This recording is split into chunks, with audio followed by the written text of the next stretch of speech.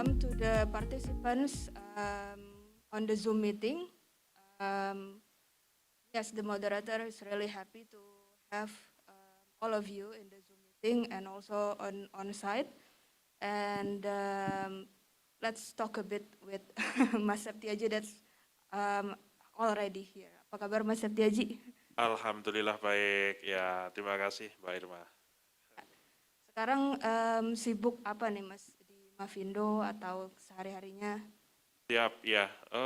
Mavindo sekarang ya, karena saat ini selain ada program cek fakta di cekfakta.com dengan kawan de AMSI Aji, kita ada banyak aktivitas di sana terkait dengan membuat kurikulum, membuat program edukasi, gitu.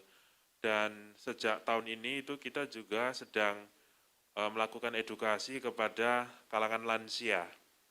Jadi sejak pertengahan tahun lalu, itu kita jalan di 25 kota, membuat kurikulum, kemudian juga membuat program edukasi ke 25 kota. Dan ternyata kita ini diperpanjang dan kita expand ke 33 provinsi sampai tahun 2023. Dan selain itu, ini sedang dalam isu pendidikan itu mata pelajaran informasi. Jadi tahun ini sudah menjadi mata pelajaran wajib. Nah, dari Kementerian Pendidikan dan Kebudayaan dari bidang kurikulum itu minta kita juga untuk membantu masukan bagaimana supaya mata pelajaran informatika itu lebih kaya dengan konsep-konsep literasi informasi dan juga computational thinking. Nah, kami mengambil bagian yang literasi informasi.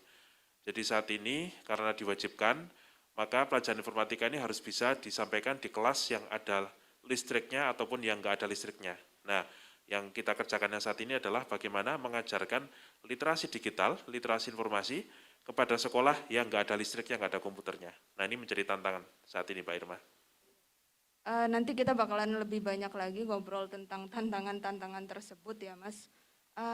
Kalau misalnya COVID sendiri itu gimana Mas? Walaupun sekarang udah nggak terlalu ini ya pandeminya.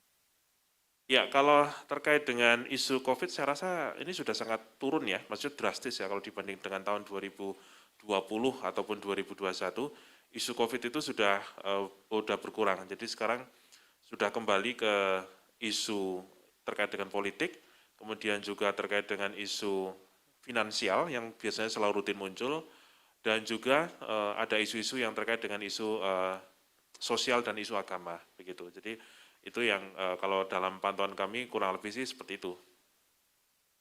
Ya, oke, terima kasih Mas Septiaji. Oke, sekarang kita sudah live dan saya bakalan mulai acaranya ya, fact checking during the pandemic. Again, good afternoon and good morning everyone, both that's attending on site and online. We are really grateful to have you all, and also good morning to all the speakers that may have joined, Salin and Shed. Yeah, we still can't see you here. Yeah, for also the participants that are attending online, later you may have the options to have the interpreting, so you can also listening in Indonesian. Yep, there you go. Hi, Salin. Hey, Irma. Hey, Aji. Good Hi, long time no afternoon. see. Long time no see indeed. Yeah, very happy to see you and still hoping to see you on site actually. Hope we can meet. Yeah. Definitely. Yeah, I hope Shad is joining soon, and I will introduce the session here. So we will be talking about fact-checking landscape in each country, in Indonesia and in Philippines and also in India. And here we have Mas Septiaji and also both speakers, two speakers will be attending online, Salin and Shad. And I will introduce the first speakers, Mas Septiaji. Ya, halo Mas, selamat siang. Yeah, good afternoon. Ya, Mas Septiaji Ekonogroho is an entrepreneur. He co-founded Masyarakat Anti Fitnah. Indonesia, or Mavindo, in 2016, a civil society organization that deals with misinformation or disinformation, with 500 volunteers from 25 cities around Indonesia. Mavindo has also been working together with 24 reputed online media organizations to collaborate and fact-checking on checkfakta.com, built on Yudhistira, an API technology by the Mavindo IT team. Mas Septiaji is also a frequent speaker at seminars and mainstream media events. And for the online speaker, Celine Samson, he is the head of digital fact-checking team at VeraFiles. Celine Samson is a writer and editor at VeraFiles, a 14-year-old non-profit media organization in the Philippines specializing in in-depth reporting and fact-checking. She heads the VeraFiles team that debunks online mis- and disinformation as an official third-party fact-checking partner of Meta. Celine also trains students, teachers, media, lawyers, and civil society organizations on social media verification and political fact-checking. And warm welcome for Celine to the CJ conference. And also our third speakers, is he already joined? Shed?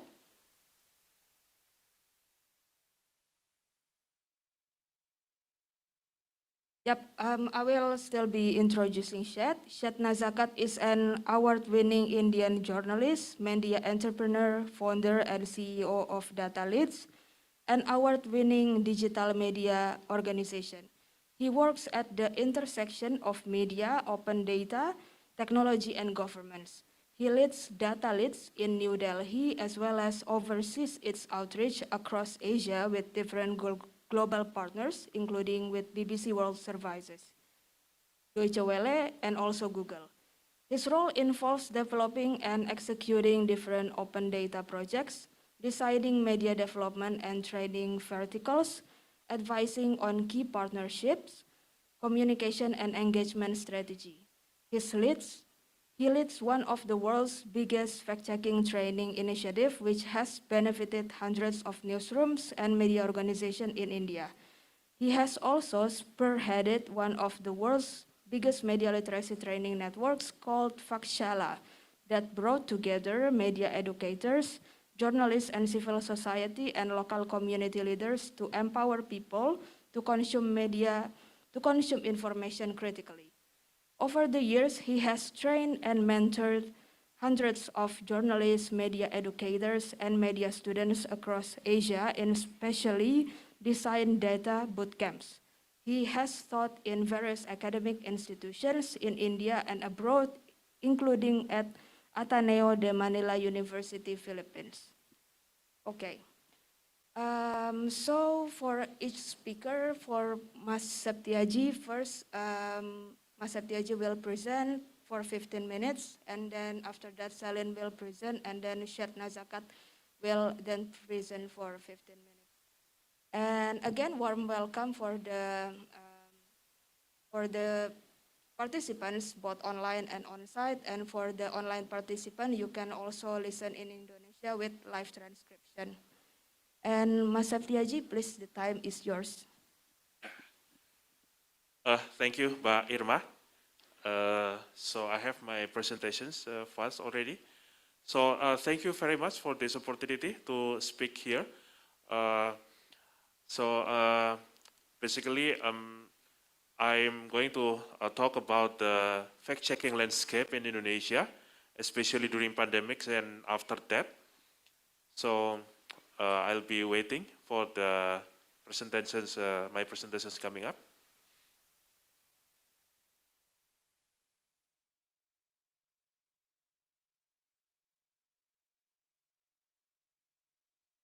Should be any moment, Mas. Should be a moment, yeah. Yeah.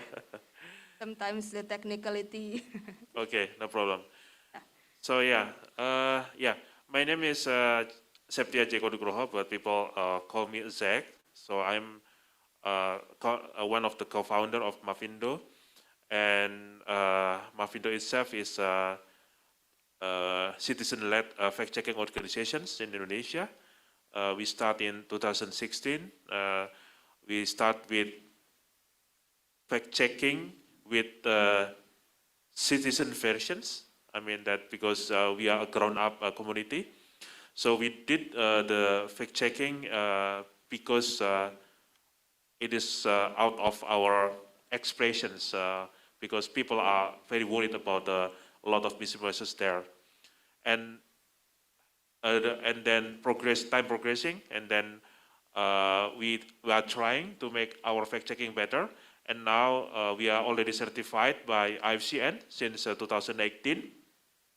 And then we are not doing only fact-checking, but also we have a committee in education and also in research and development.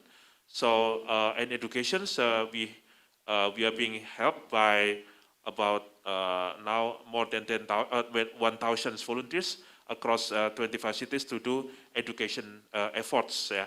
So we built a kind of curriculum on fact-checking, on digital literacy, on critical thinking, with collaborations with other organizations, with other communities. So here we are. So yeah, next slide, please. So yeah, this is a short introductions about Mavindo. So we are citizen-led organizations that focus on anti-hoax, on fact-checking, but we also do a lot of activities on education. And next. In doing so, we collaborate with many partners, with national and also international. For example, since 2017, we partners with platforms like Facebook, Google, and also WhatsApp, and also with some organizations like Badan POM for fact-checking on issues on food and drugs issues. And also, since 2018, we have collaborations with Bawaslu, KPU to fact-check information on about the election issues. And of course, since 2018, we have a partnership very close with media organizations, with AMSI, Blikomang, and also AJI. We start a Cek Fakta initiative. And also with some government institutions like Ministry of ICTs, we do education literacy and also Ministry of Education, since a lot of activities is going to be effective if we include the schools there. And next. So Indonesia is actually a home of at least six IFCN fact checkers. So the first one is Mbak Irma Tirto, yeah? And then Kompas, Tempo, Liputan 6, and Suara, and also Mavindo. So Liputan 6 is not only publishing, but also engage many communities in many cities. Yeah, so they built like a lot of group WhatsApp and to get a lot of inputs and also to have the disseminations. So the next.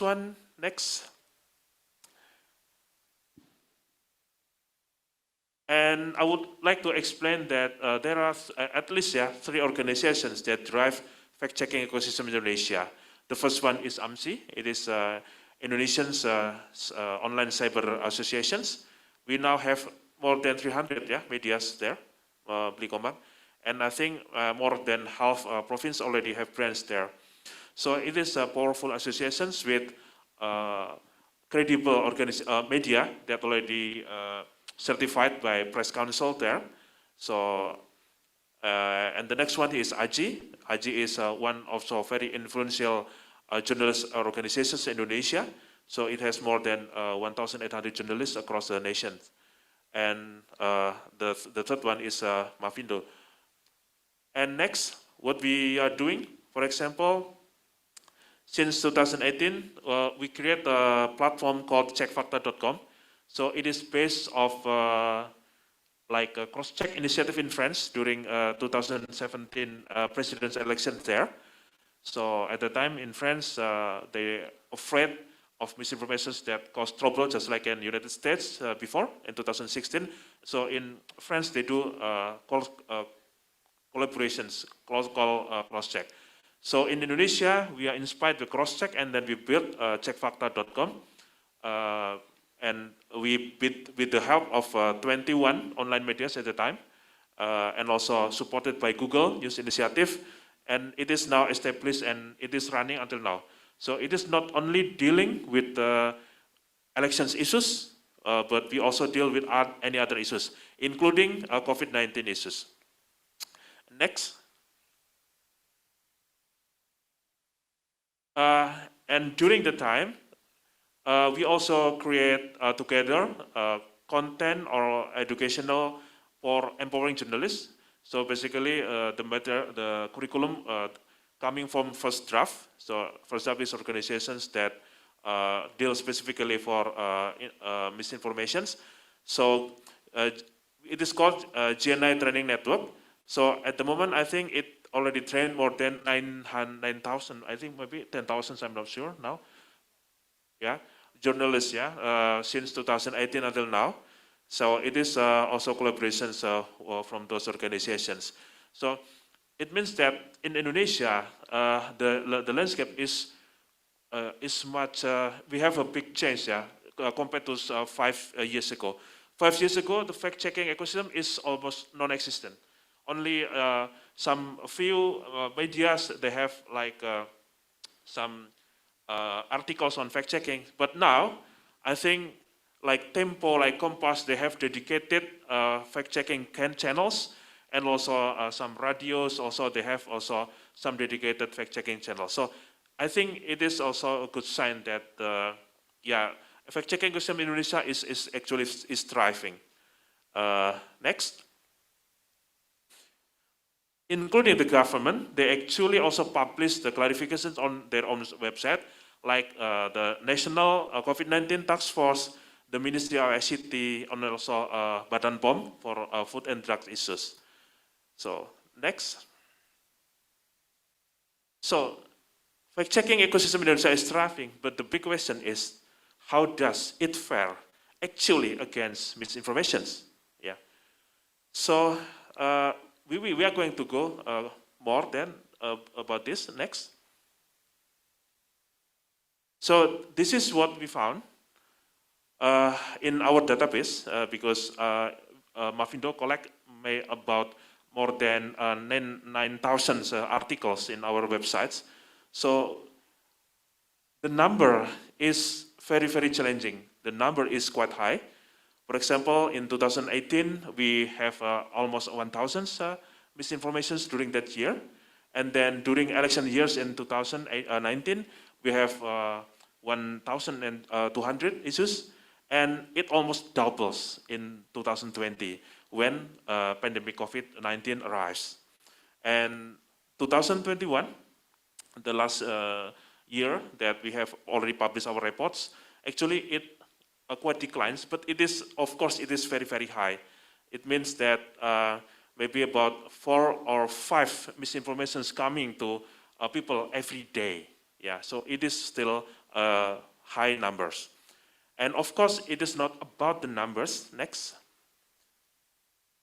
But of course, also the impact, like the misinformations on election issues, impacting people to not trusting the electional systems. And next, the COVID-19 misinformations also make public trust and also public acceptance to science is also being challenged there. And the next, when we had vaccination programs, misinformations also make people, some people try, they don't want to get vaccinated. At least there is a kind of survey during the March and 2021. Some more than 29% people, they refuse to get vaccinated at that time. Next. And yeah, there is a kind of journal that get some data from January to April 2020.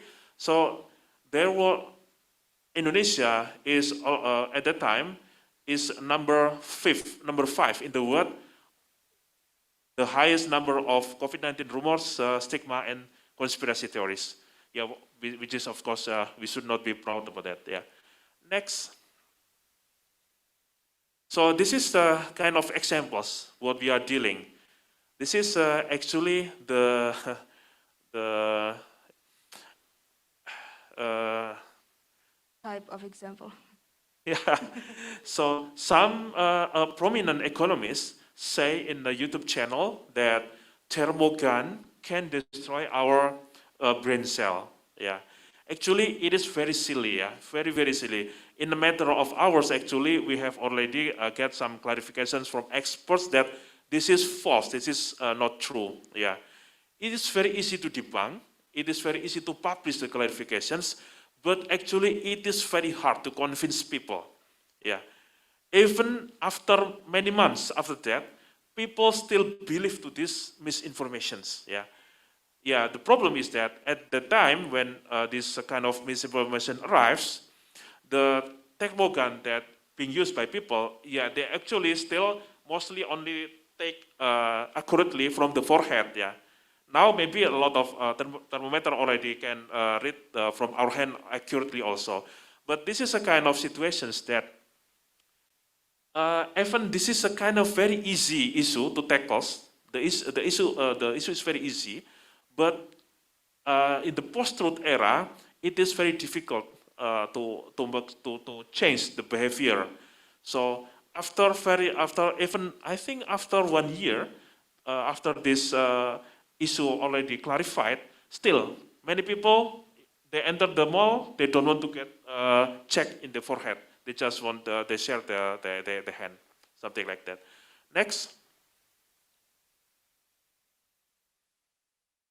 Yeah, just like this, yeah. They don't want to get it because they are afraid that they're going to get a brain tumor or something like that. Next. Yeah, this is also a silly issue that people said that there is a kind of baby that said that if you boil the egg before the midnight, then you will get immune from COVID-19. So at that time, many people knock the door of the shops. They want to buy eggs, and they boil the egg, and they believe to this story. Yeah, of course, this issue is very easier to debunk. We can just ask any doctors, and of course they will say that this is false. But yeah, the problem is that Indonesia, a lot of people still have low literacy on health, not only in digital, so that issues like this can be believed to a lot of people. Next, this is issues that vaccination issues. People that said that injection is false, but actually the video is taken from Brazil, not from Indonesia. So next, I think my time is. 1 more minute. Sorry, yeah. So what we learned from this time, especially during the pandemic, that we face low disseminations of fact. Yeah? I mean, hoax is spreaded much more easier. It is easy to produce misinformations, but it is very difficult to disseminate the clarifications. We find that usually we only reach 10%. And the next one, polarizations, usually also makes misinformations harder. Yeah. The next one is that influencers also spread misinformation faster, and we feel that platform content moderation is not good enough and very hard to detect misinformations in private group. And I will quite fast next. And the next challenge, especially before we are going to general elections in 2024, the first one is that we are going to see more videos contents. And video contents is going to be hard to debunk, let alone if we talk about deepfake, yeah? And also what we are going to see is actually polarization is still there, identity politics is still going there, so it is our quite a challenge. Next. So we need to change. Fact-checking itself is very important, but it is not going to be enough. So we have to make sure that our debunking effort should be combined with pre-bunking. And our structural effort should be combined with cultural efforts. So downstream effort should be combined with upstream efforts. I'm not sure this is Hulu and Hillary. I'm not sure if English is correct or not. Next. So 1 minute, yeah, please 1 minute. So, so we have to divide our attentions on debunking, on pre-bunking, and also on preventions. Yeah, preventions like on educations, escalation, depolarizations, and also improving digital news ecosystem. Next. So what we are going to do is actually invest a lot of pre-bunking. So how to combat misinformation before the misinformation arrives. So it is based on social inoculation theory. We have already do it for combating the vaccine misinformations, and we are going to use this pre-bunking or social inoculation theory for dealing with elections issues. Next. This is a kind of a multi-stakeholder forum that we already created. Hopefully, it's going to help how to combat the misinformation during 2024 elections. Next. Next, this is our activities. This is the activities with elderlies that we are doing now. I think I will stop here. So yeah. So thank you very much for yeah. Yeah. So thank you very much, Mas Septiaji. Yeah, applause from everyone. And yeah, I think there's so many things about misinformation in Indonesia, and the problem is still there. But we also have, we will talk about that later, and everyone can also ask questions and discuss later. And now we are gonna say hello to Celine and. Yes. Hi, good afternoon, everyone. Yeah, hi Celine. Yeah, sorry, we took your time a bit, and now you may start. Okay, thank you so much. Well, based on Aji's presentation, there's definitely a lot in in which the Philippines and Indonesia overlaps when it comes to the challenges of fact checking, pandemic related misinformation and disinformation, as well as election related disinformation, but also in the efforts in which we try to fight it. So let me share my presentation now. Okay, I hope everyone is able to see the slides. All We right. are seeing it. Okay, so I'm here today to paint a picture of the current landscape of efforts to fight disinformation in the Philippines. I'll also share our experience at Vera Files in fact checking disinformation amid a pandemic, and on top of that, a general election. So around the world, there continues to be high concern about what is true and what is false on the internet when it comes to news. So this is according to the 2022 digital news report of the Reuters Institute. Globally, this figure is at 54%, and it's slightly higher in the Philippines at 56%. According also to the digital news report, what are some of the examples of topics that Filipinos are concerned about when it comes to misinformation and disinformation? Majority say that they have seen misinformation about COVID-19, but slightly ahead of this is political misinformation. It's not surprising, however, because 2022 is an election year. Last May 9, we had our presidential elections. So when it comes to fact-checking initiatives, we actually have a lot of groups as well engaged now in the practice of fact-checking. We have the media, students and their teachers, health experts, and citizen-led initiatives. So I'll start with the media first. In the Philippines, there are currently 3 signatories to the International Fact-Checking Network. So that is Vera Files, Rappler, and Agence France Presse. These 3 are also partners of Facebook, which has a third-party fact-checking program. So under this program, fact-checkers do not delete or block posts. They only identify misinformation and disinformation, fact check it, and write articles and rate them on Facebook. So again, these are the three signatories. That's Verifiles, Rappler, and Agence France-Presse.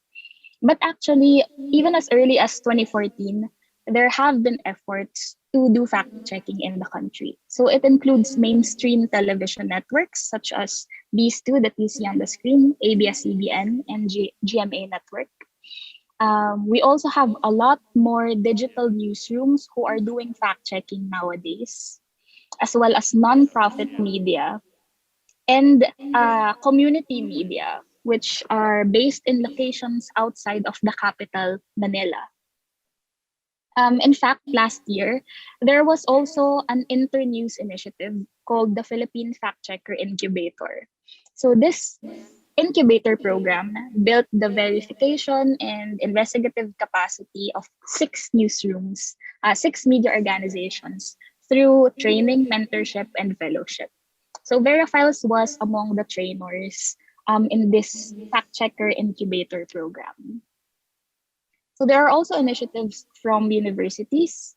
First off, I'll start off with FactRakers. So FactRakers is a fact-checking initiative of undergraduate journalism majors at the University of the Philippines, Dalaman, which is the national. The University of the Philippines is the national university in the Philippines.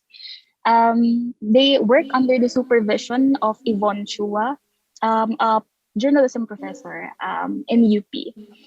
In 2017, fact checking also became a full blown seminar course at the university. In 2019, during the midterm elections, there was also a joint effort between several student publications to fact check, which you can see on the right, called PINTIG.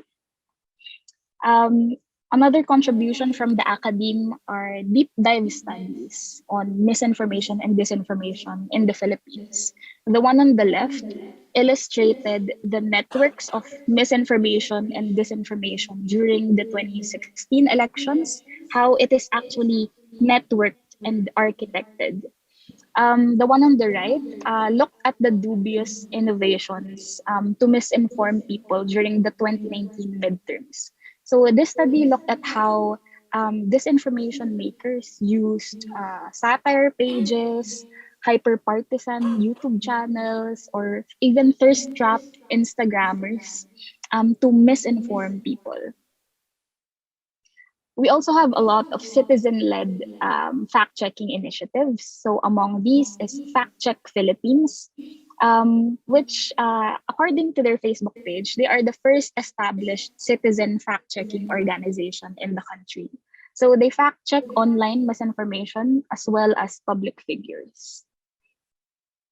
We have also seen the rise of health experts taking on the challenge of communicating factual health information to the public, and they also correct health misconceptions.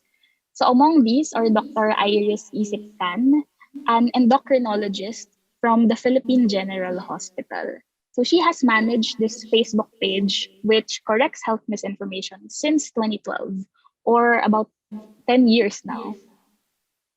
And lastly, more recently, we saw how active doctors, nurses, dietitians, pharmacists have been on YouTube and TikTok to clarify health misconceptions.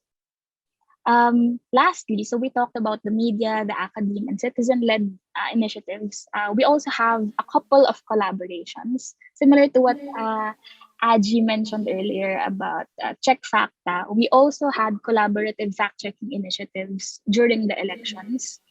The first of which is Check.ph, which was the first collaborative fact-checking initiative in the Philippines. It started in 2019 during the midterm elections with 14 partners. And it was revived this 2022 with over 30 partners, 30 partners. And it produced over 1,400 fact checks. Another initiative is Facts First PH. It's a new initiative. It started this 2022 also. It had 17 fact-checking partners, as well as several partners from the academe and civil society.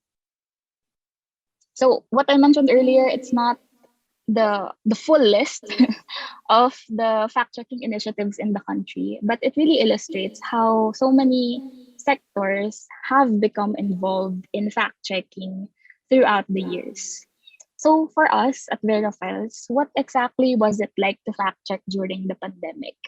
To give a bit of background, so the organization I represent is Verifiles. It's a 14-year-old organization established by 6 women journalists. We do not do breaking news.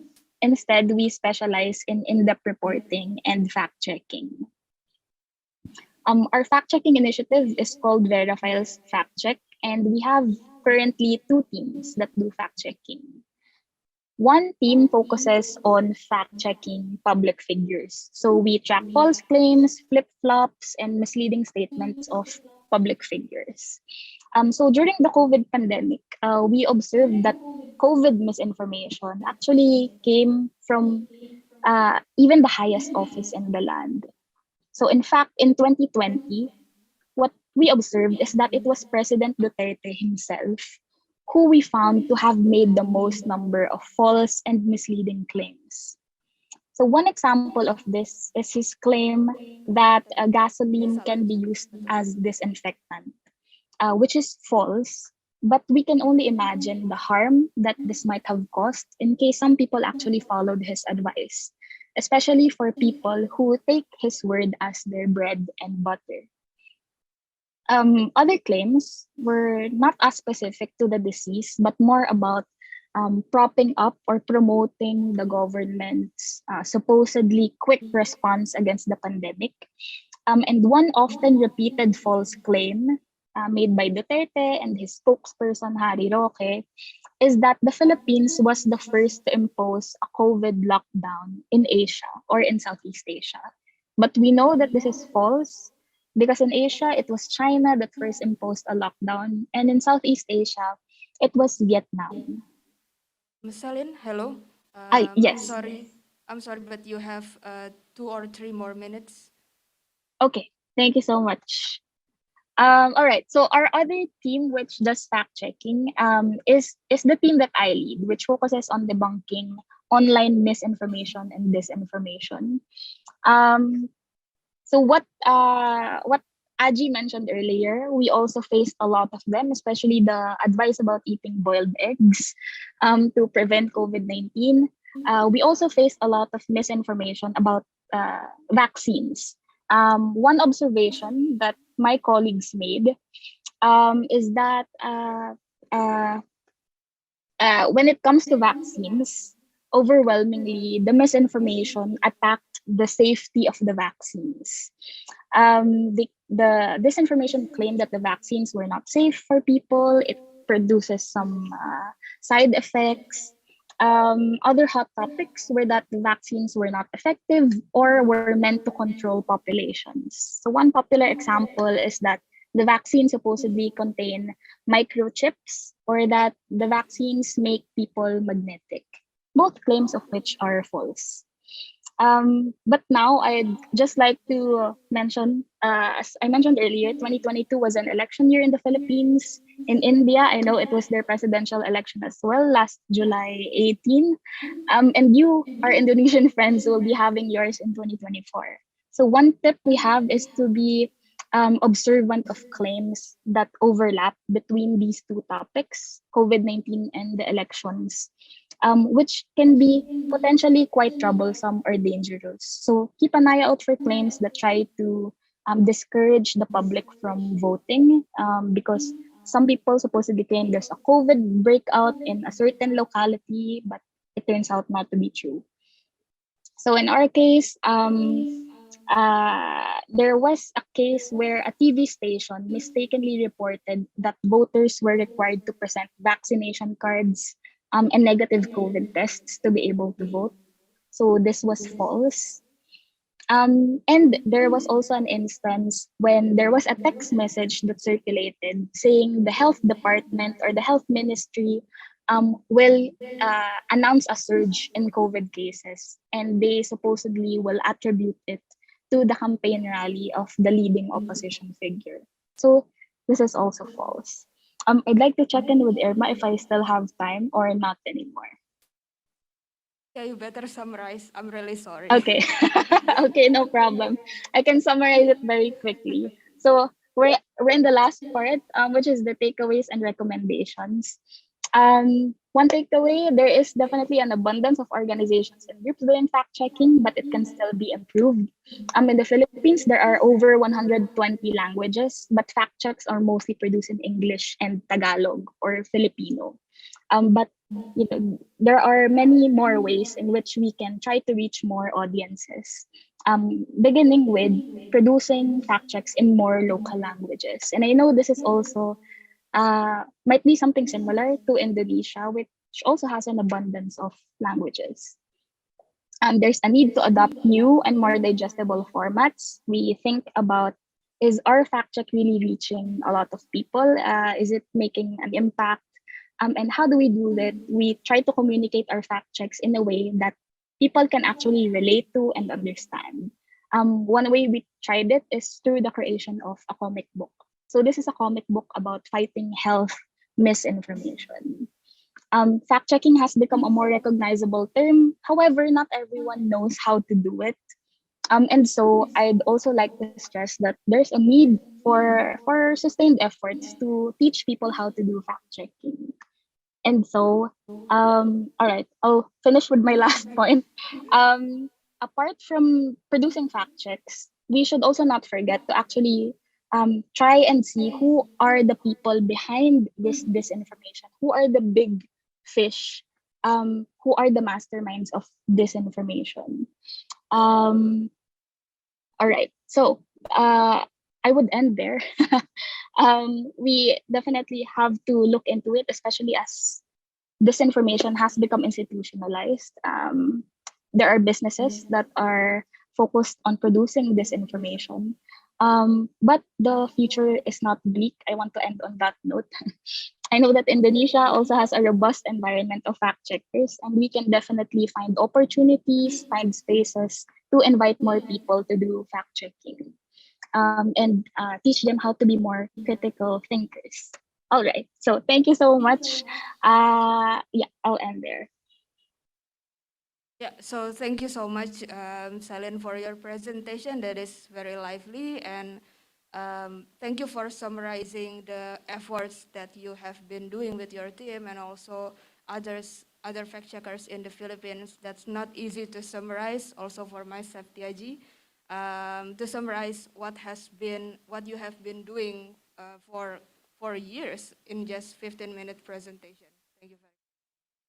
And yeah, for on-site and online, especially online participant, you can also listen in Indonesia. We have live transcription in Bahasa Indonesia. You can just click it on Zoom. And later we will have the Q&A.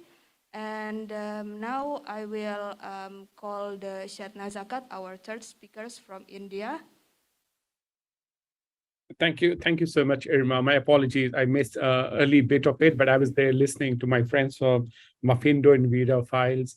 I think what I really learned here is that we're almost having the same challenges and dealing with a very disturbing global situation where for the first time in the human history, we are having more information than we're able to consume. And that actually creates a very big challenge for a journalist, because throughout our journalistic, teachings and trainings and practice, we have been trained how to collect information, how to gather information. And for the first time ever in the history, actually, we are face to face a situation where most of us actually are not really collecting information, but we are actually spending more time in verifying the information. And that's where the whole, fact checking globally has been becoming more mainstream. Though fact checking has been an integral part of, like journalism, and it was a job essentially done by, you can say, copy editors, sub editors, or correspondents themselves before they used to write a story and before it goes for a printing. But what we are seeing in terms of a fact checking now is like essentially online fact checking, because the nature of online is very different than the traditional way of how information was circulating. What's happening on the online is that everybody can just be a writer, can be a blogger, can be a content producer at any time. Imagine a country like India where we have a 1 billion population, half of them are on internet. So if they're producing a video, if they're sharing a picture, or if they're writing anything, they're automatically reaching out to a lot of more people than beyond their immediate neighborhood, in their villages, in their cities, in their towns, which was not the case earlier. Like everyone was free to have his opinion, but then his opinion will remain limited to his own community and own village.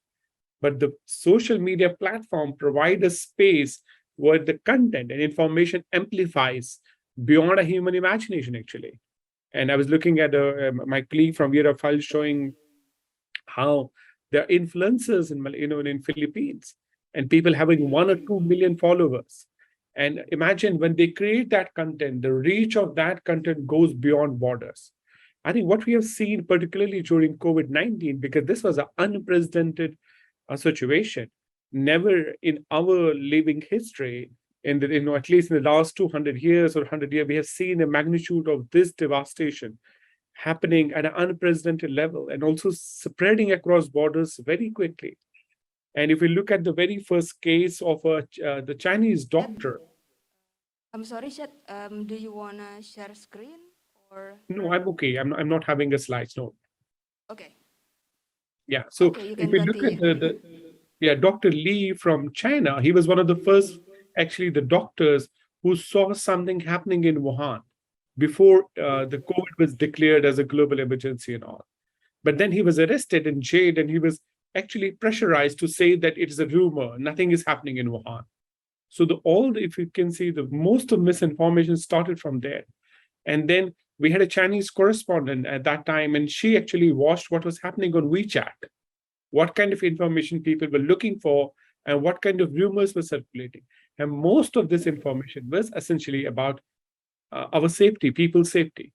People wanted to know what really is happening, how can they protect themselves, how they can protect their family members. But because there was no information coming from different ways, the misinformation filled that vacuum. And we have learned, essentially in last 2 years now, that lack of genuine, truthful information fuels the space for misinformation. Where the governments have been very open and transparent, sharing information with public, the space for misinformation is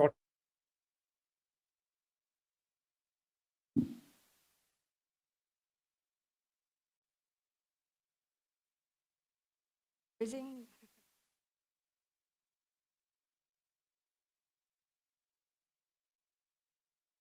kind of loose chat. Probably he will join later, or he will rejoin later.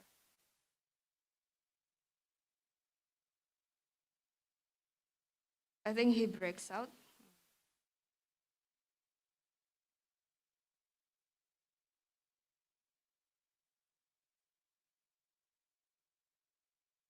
Yep, while waiting for him, I think we kind of want to hear from the audience if the on-site audience here have any question for Mas Septiaji or for Selin.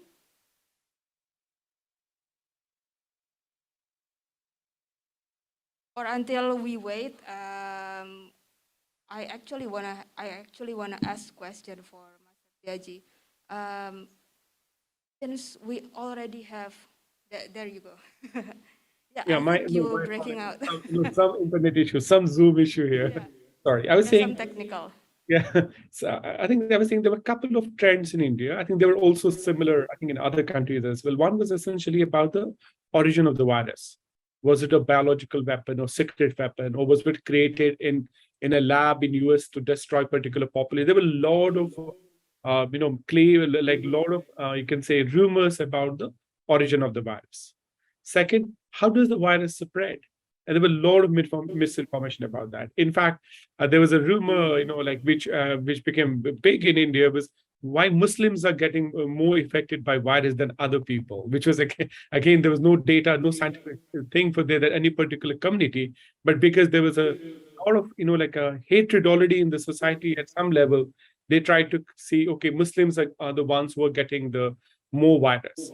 And in fact, there was a Muslim group in which there were people from called Tabligh Jamaat.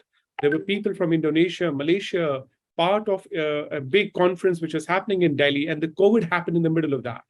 And all of them actually got caught in that. They were not able to take flights back home. And most of them actually ended up actually in jails in India because they were seen as responsible for spreading the virus.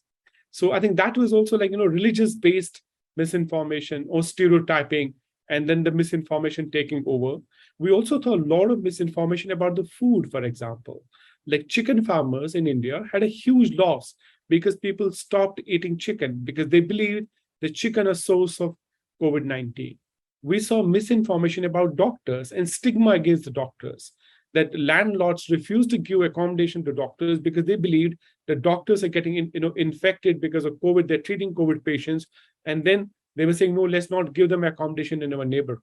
In some states, for example, in Pune, which is the western part of India, a team of doctors were attacked by people because there was this stigma that the doctors are more vulnerable to COVID-19 because they're dealing with the patients. We also saw people who have you can say educated and all, falling for misinformation and refusing to go for vaccines.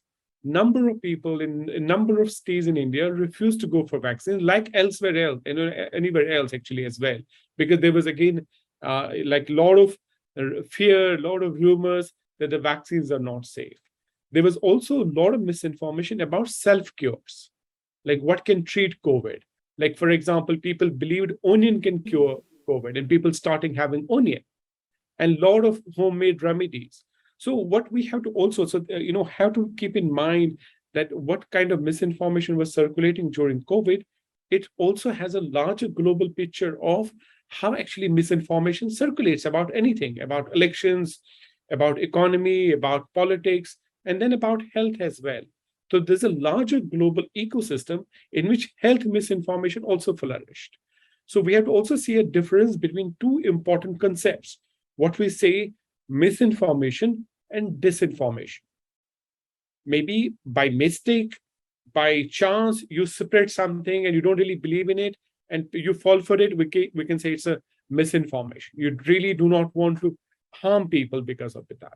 But we also understand there is a state and non-state actors who create misinformation, deliberately create misinformation to mislead people. And that's what we call disinformation. It's very hard to distinguish them when you deal it with as a fact checker. But essentially, this is what the global scene currently is. If you look at it more recently in Ukraine war, you can see a deliberate attempt to mislead a global opinion actually. And that actually creates a challenge for everyone, for journalists, for people as well. Because why? Because then we see it's not an innocent act where people are being, falling for misinformation or unscientific claims or rumors. There's a deliberate attempt, there's a machinery behind a lot of events where somebody who has a vested interest in something, he wants to create a narrative which can mislead people. And the problem is that when we do not have, you can say, information literacy, we do not understand the difference between opinion and a fact, we all become vulnerable. And we all have our own biases. And I think that, yes, sorry. I'm sorry. Do you have 2 more minutes? Can you Yes. summarize? I'm wrapping up. Yeah, I'm wrapping up. So I think what we really need actually is like we have our own biases then. Like if I'm an Indian, somebody's from Indonesia, somebody's from Philippines, we always see our country is the best in the world. My town is the best. My people are the best. And we always have this bias about a lot of other things which we don't consider our own actually. And then confirmation bias, what I already believe, I see the information in that way because that's what suits my understanding. So I think the challenge for us globally is how do we improve our capacity to be a critical thinker? How do we improve our capacity of our people so that they can consume information critically? So they have competencies to understand what is propaganda, what is misinformation, what is truthful information, what is opinion, what is fact. I think it's going to be a long-term investment in most of Asian countries, we are not really investing in critical thinking education, but I think we are learning from a lot of other experiments globally that critical thinking, fact checking, information literacy are 21st century educational streams where we need to teach every young person and old person and everyone. It needs a whole society approach because this challenge will escalate as we move forward because everyone is coming digital, everyone is online. And I think in this whole challenge, we have to be, as a journalist, as a fact checkers, our responsibility becomes a little more extra to be extremely critical, but to be extremely cautious of what we are sharing on our platforms, because eventually, what journalists have, what media has, which is the most precious thing for media, is the credibility. And when you indulge in misinformation, you lose that credibility, and that's the like that's the last thing you can lose as a professional. So I will stop here, and then if there are any questions, we'll take them later. Thank you so much. Thank you very much, Setna Zakat, everyone. Okay, yeah, Shed, thank you very much for your explanation towards misinformation in India, and thank you very much for walking us through the discussion, more discussion towards challenges and what we should do next. I think every speaker here also mentioning that a lot, that what should we do after years of fighting misinformation? What is still lacking? And thank you also for all the speakers. And I think we are heading towards Q&A now.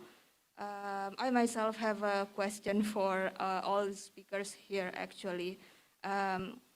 Especially as all our speakers are coming not only from different country, but also from the different model of fact check within Mas Septiaji is coming from NGO, kind of collaborating community, and Shed as well from Health Analytics Asia and Data Leads, and while Celine is actually from media.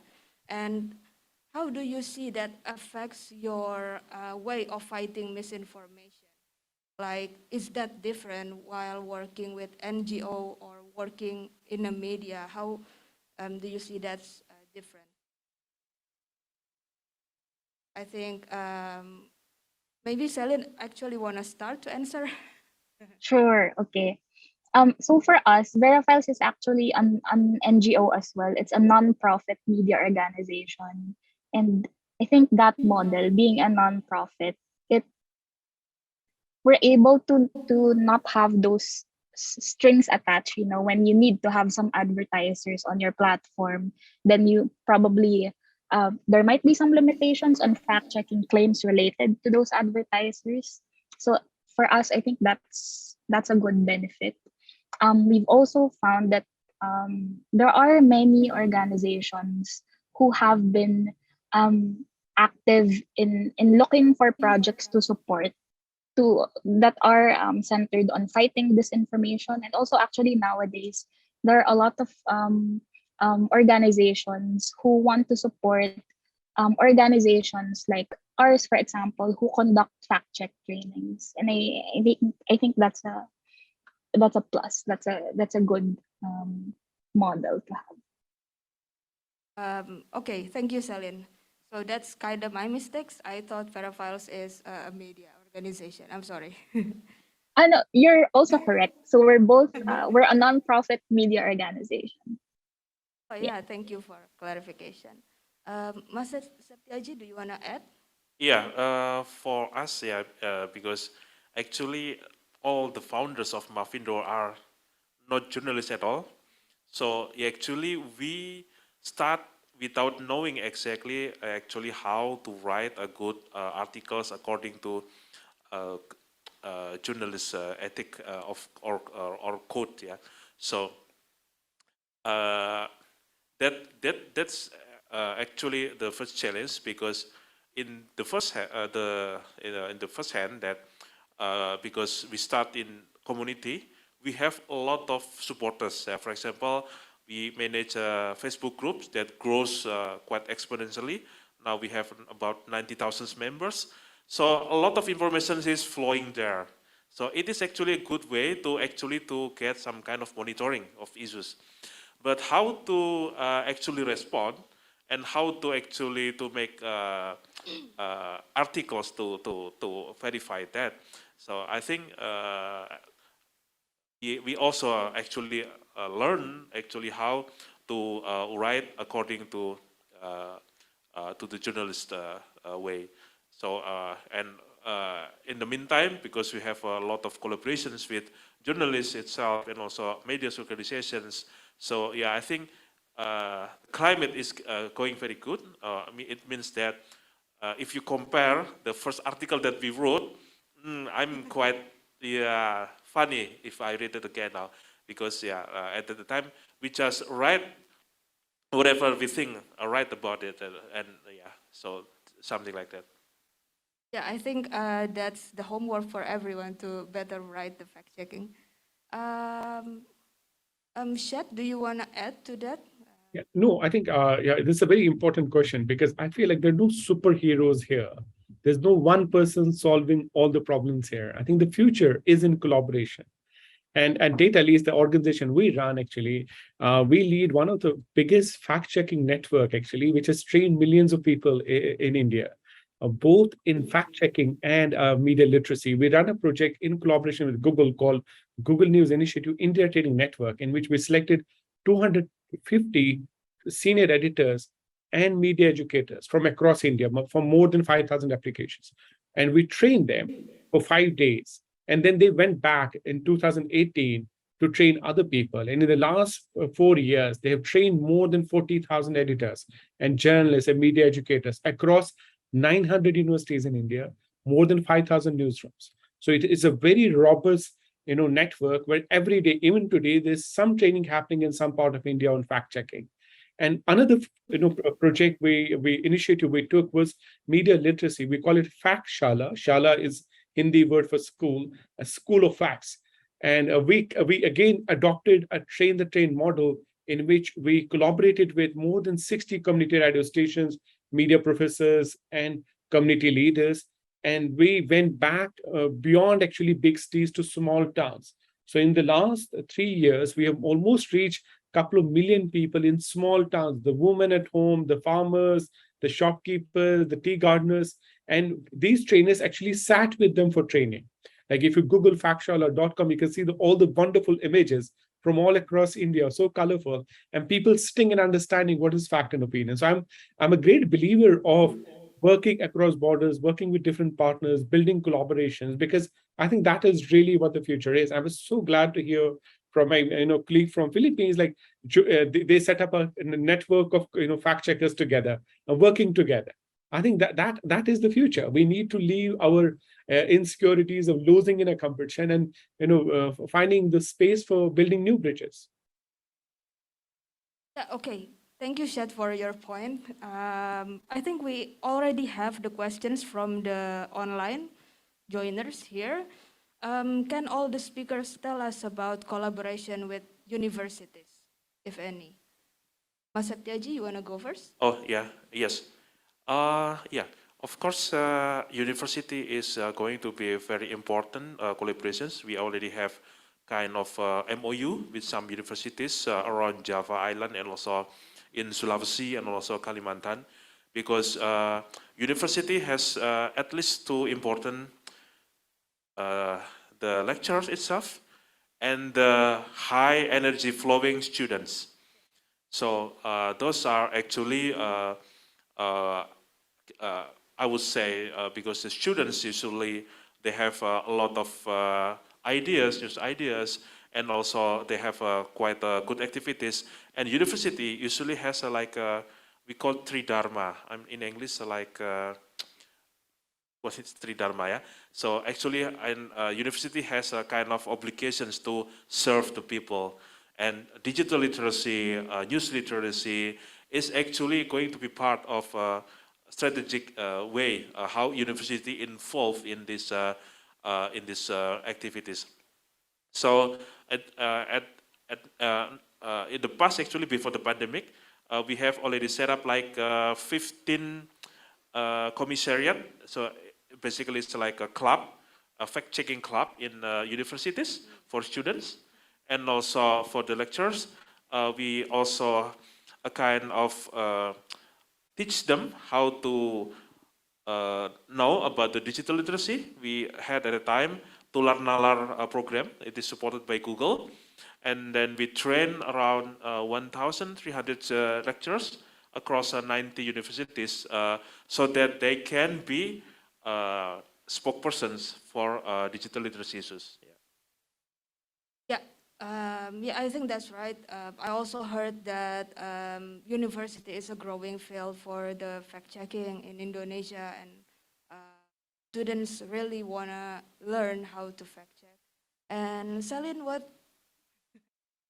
Yes, so in our case, Verifiles writes to the presidents of universities as well as the deans of specific colleges, because we hold train the trainers trainings. We teach specifically communication undergraduates, journalism undergraduates, as well as education undergraduates, future teachers, how to do fact checking. And we also teach them how do you teach this to your colleagues, to your future students, to your families and friends. So pre-pandemic, we held these trainings in person. It's very intensive. We have gone to a specific university twice already in a span of about 3 months. And then when the pandemic happened, we've had to transition to a virtual learning setup. But still, the idea is there. The students were very receptive of the fact checking trainings and their teachers as well. So yeah, throughout, even despite the pandemic, we've seen a big demand from universities because they continuously write to us asking for us to deliver to them fact checking trainings. So that is definitely a market in which we can where we can capacitate more people to to learn how to do fact checking. Thank you, Celine. Dad, do you want to add to this point? No, I think I'm okay. I think the thing. I think we are good here. I think the key again is like like how to build a whole society approach. Actually, looking at the long term things, and also keeping in mind that a lot of new people are coming to internet. In at least in most parts of Asia, we still have a lot of population which doesn't have access to internet. And in next 4 5 years, these people, when they come for the first time, and the kind of content they will create, that will again create a bigger challenge for everyone to make sure that how to keep content moderation at the top priority actually for the tech platforms as well. So I think it's going to be a lot of discussion moving forward. There's an issue about data protection, who is uploading the video, who is uploading the pictures, the protection of their rights.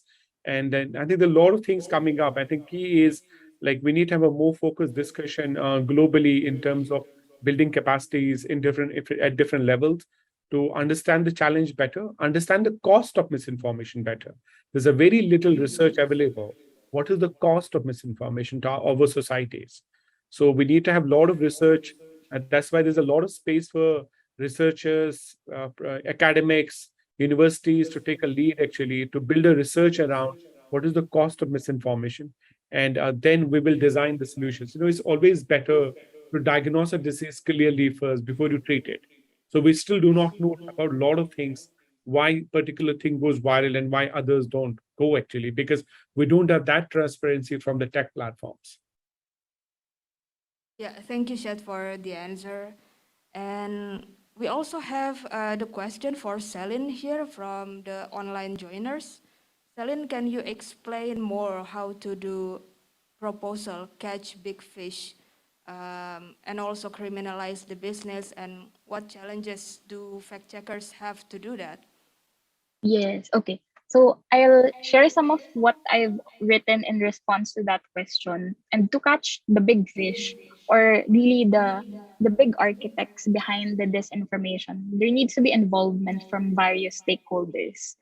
As Syed mentioned, there needs to be, and also Aji mentioned also, there needs to be accountability from tech platforms, but there needs to also be involvement from the media and the academe, which have the capability to do deep dive investigations into disinformation, and even government can be involved as well. So one specific example I gave, tech platforms have the capability to look into troll-like behavior, to look into coordinated, inauthentic behavior on their platforms and expose who is behind them. One example of this is in the Philippines. Facebook had issued that this advisory, or actually an investigation, that they took down over 200 accounts attributed to Nick Gabonada, who is Duterte's social media strategist during the 2019 elections. Because those accounts under Mr. Gabonada had been engaged in coordinated inauthentic behavior. Some of them might have also actually published misinformation and disinformation. So tech platforms do have the capability to do it. And for example, when it comes to politicians, it can be quite tricky if we try to introduce new laws, for example, to say an anti-fake news law. For us, we don't really try to advocate for anti-fake news laws, especially in an environment where even politicians are making falsehoods themselves. So they will be when you introduce an anti-fake news law, it would be them who will be defining what is fake news. And this can easily be used to attack critics, or silence dissent. So for us, for example, when it comes to politicians, when it comes to election campaign spending, for example, we can compel politicians to disclose how much they have spent on social media campaigns, for example, in order to encourage transparency. Yeah, thank you, Celine, for your point. I think we already have question here from the online joiners. Can citizen journalism take part in helping society to counter misinformation, especially from the grassroots? Can you give point of view from that? Setna Zakat, do you want to go first? Sorry, can you repeat the question for me? Okay. Can citizen journalism take part in helping society to counter misinformation, especially Okay, from grassroots?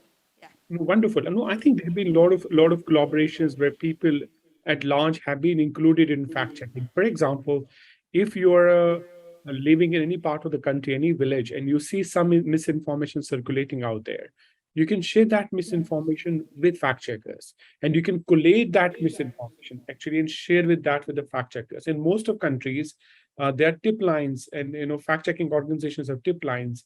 You can share that on that WhatsApp group or on other platforms, and then ask them, hey, can you fact check? And then you can reach out back to your community and tell them, hey, this has been fact checked. This is what really it is. It's not true. And in most of countries, actually, it is really working very well. Like if I give you an example of, like again from India, we included a lot of young reporters, across country in trainings, and they became kind of like a very interested because of tools and techniques. Everybody loves when they do InVid, when they do Google reverse image search. They feel like a superpower, feeling that they can debunk something. It's like a gaming, and I think a lot of people enjoy it. But I feel like also there's also a word of caution, particularly dealing with something like a COVID. It's like science is evolving all the time. Today we are wearing masks. Maybe tomorrow we don't need to wear a mask, and then science may change about it. So I think when it comes to subjects like which are driven by evidence and science, it's always better to take an advice from an expert, or if in case this a doctor or a virologist and all. But I feel like citizen journalists can have a remarkable success. In fact, they can have a business model how to come together and create in India, we have a couple of platforms which are essentially community driven. So I think they have a business case, they can build a network, they can build a chain of people across the country who can cooperate, create a content or verify a content and build, capacities with fact checkers. Yeah, thank you, Seth, for your point. Mas Septiaji, that's really. Okay, yeah. I think the point that Shalin made that in her slide, everybody can be fact checkers. Yeah, I think it is true, at least for Mavindo side, because Mavindo itself we have only less than 10 people that actually professionally as fact checkers.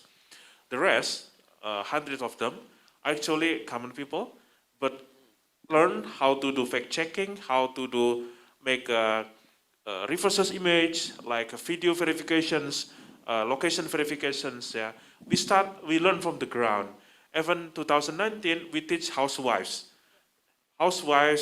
people that we thought that they don't really know how to fact check, they can do it. Even this year, when we start teaching to elderlies actually our secret powers to combat misinformations. Why is that? Because elderlies, they spend a lot of time in digital time, and they have quite good influence to other people. Some of them are priors, some of them are imams, some of them are leader in their communities. Yeah. So when we teach or make a class about the fact checking, so in this we call the Tulan Nala program for elderly. So we focus on 3 issues: on cybercrime, on health issues, and also in hate speech. They can directly be like easy to spread those kind of education materials.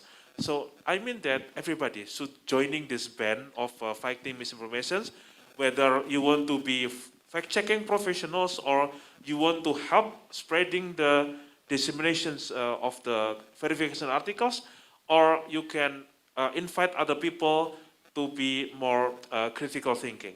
So.